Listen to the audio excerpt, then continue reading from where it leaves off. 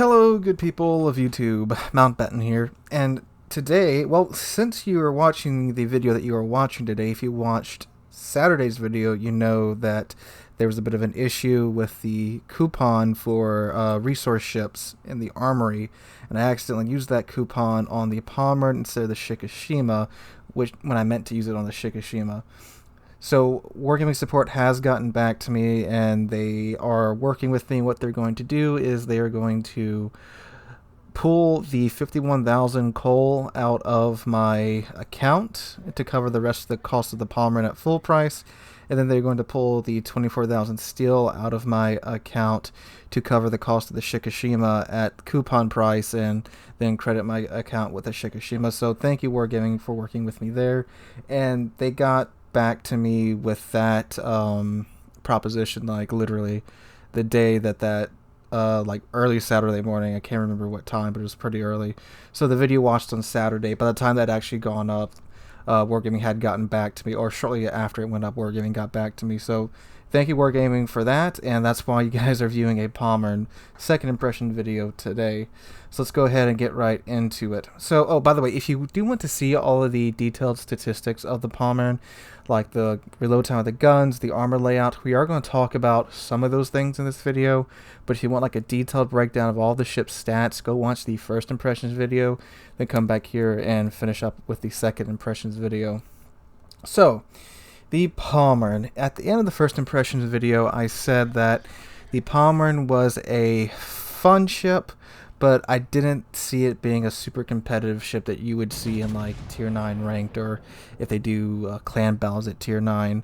And after playing it, well, most of Saturday evening and today, it's still my feeling's still pretty much the same there, because the ship is fun if you enjoy brawling, if you enjoy knife fighting. The ship is fun, but there's plenty of situations where this ship is going to really suffer in random battles and would definitely suffer in a competitive setting. So just up front, out the door, except for like the upcoming ranked sprint where it's 3v3 at tier 9, there's not going to be a lot of demand for this ship in competitive settings, because of the reload time of the guns, the range on the guns, the dispersion of the guns. Well, not really the dispersion, the sigma of the main battery guns. It's just not going to be that useful in competitive settings. However, if you do like brawling, if you like knife fighting, if you like getting right up in the faces of other ships, the ship is great for that. It's very, very, very specialized in that one area of just as close as you can get knife fighting, which a lot of the downsides of this ship really don't matter when you get within those really close engagement zones. And at that point, it just becomes a death machine and will rip anything apart that will approach it at close range. And, I mean, it's basically the perfect brawler. It takes what the Torpedoes is at tier 8 and kind of cranks it up to a new level at tier 9. And some of the comments on the first impressions video really are kind of just brushing the ship off. A couple comments saying that Bismarck and Torpedoes are better than the Pommern. They're not. I mean, Bismarck and Torpedoes, in my opinion, are very good ships, but when it comes to brawling, I mean, the Pommern's straight up better. I mean, I don't see how you could sustain an argument that the Torpedoes is better than the Pommern, when the Pommern has everything the Torpedoes has and then some. Now, there is a valid argument that just at tier 9, the FDG is the better ship.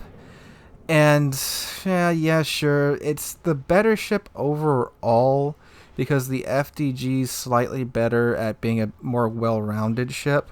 Even though the FDG is focused on brawling, the Pommern is just, again, just straight up. It's all about brawling, all about getting as close as you can and tearing apart other ships from within secondary range. Whereas the FDG is a little bit better at range just because of the reload time on its guns. And yeah, the FDG does only have 8 guns, and the Pommern does have 12. But again, the FDG, even if you select the larger guns, has like a 29-second reload versus a 33-second reload. So, you know, it comes down to, do you want DPM or do you want to throw more at the wall in one salvo? And depending upon which camp you subscribe to, do you want to, are you the DPM guy where you just want to throw as many shells out in as much time, in as little time as possible, or are you one of the accuracy, the volume guys where you're okay with having a longer reload if you can throw 12 shells at the wall? Which, keep in mind, guys, at tier 9, the Pommern it's tied with the Alsace for the most guns on a battleship. They both have 12 guns. They both have a reload time over 30 seconds. And like I said, I don't know if I said it or if I mentioned it in the comments, the Alsace and the Pommern, the behavior of their main battery feels extremely close, because they both have low sigma and they both have 12 guns. The Alsace has 1.6 sigma and the Pommern has 1.5, but the Pommern's dispersion isn't that bad. The sigma really only comes into play, for those who don't know, sigma is it's the factor that determines how your shells are going to come out the barrel. Dispersion is the factor that is going to determine how much they're going to fly away from each other when they come out the barrel. So if you get lucky with RNG and you get a pretty decent group out the barrel, the dispersion's decent enough to where they're not going to go flying all over the screen. And again, you may have a salvo like that every now and then.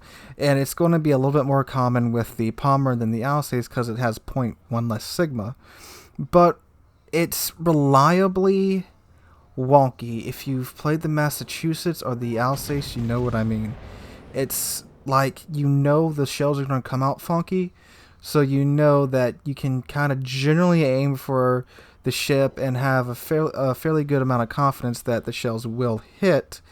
But you can't do a lot of precision aiming, especially at range with the Pommern because of the sigma. But from medium to close range, they're perfectly workable shells, honestly, from what I've seen. Now, you will run into a lot of situations just with the nature of high tier games where, you're going to be sitting in the back waiting for the teams to decide to push, and a lot of times you'll have, and I got out quite a few of these games over the weekend, you'll have these games where it's either standard battle or it's domination, or heck, even, this happens in every game mode now, where it's a tier 10 game or a tier 9 game and everybody just sits at 20 kilometers. And of course, at 20 kilometers, well, actually 21 kilometers, the Pommern's maximum range, you aren't going to be hitting a lot of shots. You won't in any German battleship. So you just sit there, and you may wind up with like 60,000 damage at the end of the match because no one wanted to push up. And it friggin' sucks. It does, but that happens to every German battleship. And it kind of just hurts a little bit more with the Pommern because, again, it's so specialized at brawling. So you're just sitting there waiting to push in, waiting to do something. And at the end of the match, you only do like 60 or 50,000 damage. It sucks, but it does happen. And that's going to happen in Pommern. That's just the nature of high tier gameplay nowadays. But when you do get those matches where the team decides to push in, good sweet Jesus does the Pommern come into its element.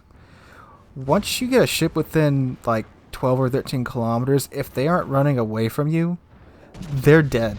If they're coming toward you, you will more than likely murder them. Keep in mind, as long as there's not like 5 other ships with them, but any ship that you can get within that 13 kilometer range and you can run down, they're done. You've got torpedoes, you got secondaries, you got German guns. And German guns have pretty decent pins and they pack one heck of a punch, even though they are 15-inch guns. Now, there are drawbacks to 15-inch guns at tier 9. Of course, you can't overmatch a whole lot, and ships like the British battleships, they can tank your shells much better than they could if you're using the FDG with the bigger guns, but do keep in mind they are still 15-inch guns. There's some people, judging by the comment section last time, that they treat 15-inch guns at tier 9 like they're 12-inch guns. They're still big guns. They still pack one heck of a punch, and you can still get pretty decent pins if you know where to aim on angled ships and stuff. You can still pin the ever-loving crap out of their superstructure, or if you are familiar with the armor layout of the ship, you can put some hurt on them there too. But they still pack a punch. Don't underestimate 15-inch guns. It's like the same guys that complain about a ship only having 16-inch guns at tier 10, like with Montana. Like, there's 16-inch guns at tier 10, but they're still 16-inch guns. Like, don't underestimate the caliber just because it's, you know, not the biggest one for the tier. Now, the reload, yeah, that does suck a bit. But again, you do have 12 guns at tier 9.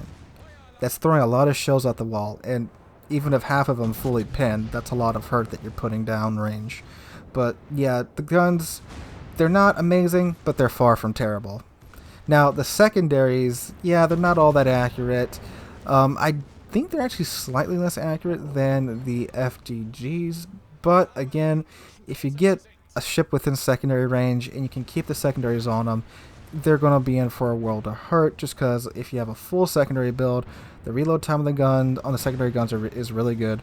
If you've got Lucian's and you activate his secondary armament expert talent, then good sweet Jesus, your guns just don't stop firing. The match you're watching right now, I actually did about I think it's like 96,000 damage just with the secondary guns.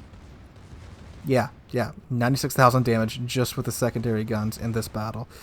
And it also in this battle that you're watching now, I was the only battleship that went on the eastern flank, and I had 2 DDs and I think 1 cruiser with me, and we owned this flank, guys. Just being supported by 3 members of my team, we owned this flank. I tanked in Pommern, I pushed. I did make a mistake here and there, obviously, like when the...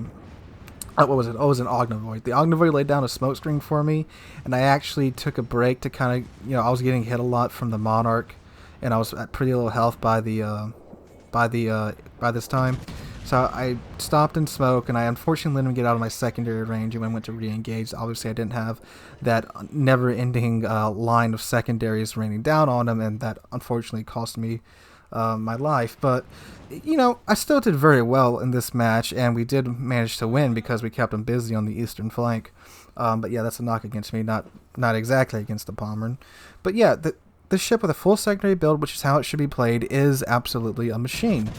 And again, if you enjoy brawling, if you enjoy knife fighting, you'll enjoy the Pommern.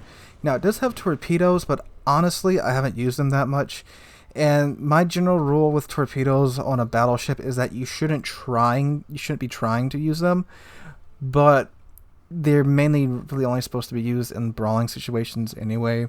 Like, you shouldn't be trying to torpedo ships. You know, stick to your main battery guns, stick to your secondary guns. If the opportunity presents itself to torpedo a ship, then of course go for it. Like if you're doing a drive-by, or if you're in the middle of a brawl, just let the torpedoes go. That's the ace up your sleeve. You can take on any ship that you can see with these torpedoes, and you will win. Now, they do get knocked out a lot, but just with the way HE is at tier 9 and 10, I mean, you're almost always going to be under constant HE spam anyway in a German battleship, so just get ready for it. And they do get knocked out, and I mean, I don't think building into them would help all that much, because just with the sheer volume of HE spam that you're going to be under, it's not really going to matter what you do. But of course, the torpedoes are great. You do get hydroacoustic search too, in addition to having torpedoes. The only other ship that gets that is the Odin. So of course, use hydro, use it to avoid torpedoes, because with all German battleships, torpedo protection on this ship absolutely sucks. So don't be the guy that has hydro, doesn't use it, and eats a wall of torpedoes. Always take advantage of hydroacoustic search on a battleship, especially one like Pommern. Now, its AA is of course not great, and you don't get a catapult fighter. This is another characteristic that it shares with the Tirpitz, where it gets, you know, it's the better brawler at its tier, but it pays for that in part with its AA. And the Tirpitz can still get a catapult fighter, but the Pommern doesn't even get a catapult fighter. And yeah, even though that consumable only works like half of the time, it's still, you know, the half the time that it does work, it saves your butt. And with, you know, the German CVs coming out and their insane AP bombs, yeah, that freaking hurts. So always try to go with like a cruiser or an AADD or something that's got some AA to help you out there. So all in all, like I said at the start of the video, this ship is a fun ship. This isn't a ship you get to, you know, be ultra competitive with, or like just go out with the mentality of, all right, I'm going to be the absolute, you know, king on this match. I'm going to be really sweaty this match and try to get number 1 on the team. That's not what the ship is about. The ship is about going out, having fun, throwing yourself at another battleship, getting to those brawling situations. And again, I'm not saying just, disregard working with your team or anything. I'm not saying that. I'm just saying this is a ship that you play for fun. And I mean, should you get this ship?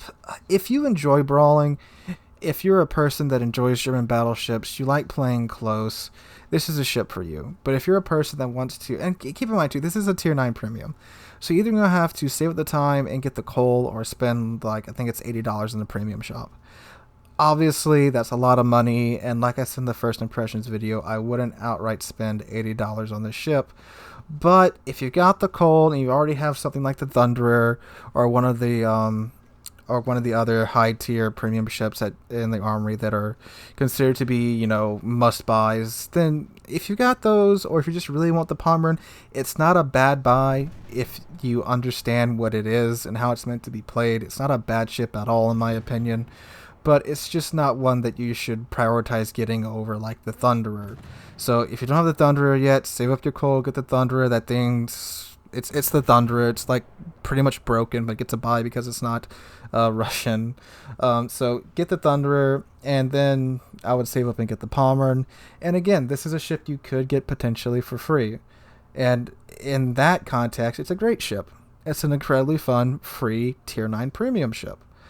Now, if you do want to buy it for cash, I mean, that's your money. You do what you want with it. Just keep in mind everything I said in this review about the ship, and know how it's meant to be played, and you'll have a great time.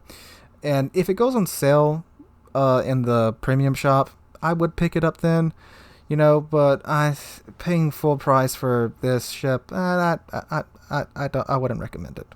There's other ships you should buy at full price, like the Alaska, if you're going to buy a tier 9 premium ship. I would definitely buy something like the Alaska before buying the Pommern.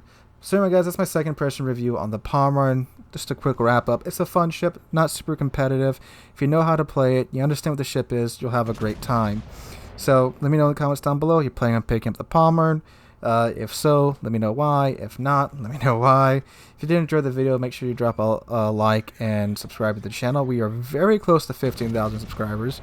As of me recording this, we are actually under 200 away from that, and I cannot thank you guys enough for that. Looks like we'll be doing the 15,000 subscriber special giveaway here pretty soon, so keep your eyes peeled for that video when it goes live. Anyway, guys, hope you're having a great Monday. Hope to catch you guys in the next one.